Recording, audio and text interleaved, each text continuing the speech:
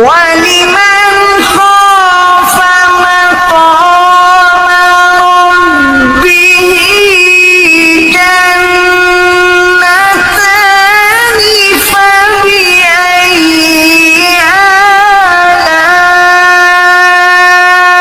آلاء ربكما تكذبان ذواتا أفنان فبأي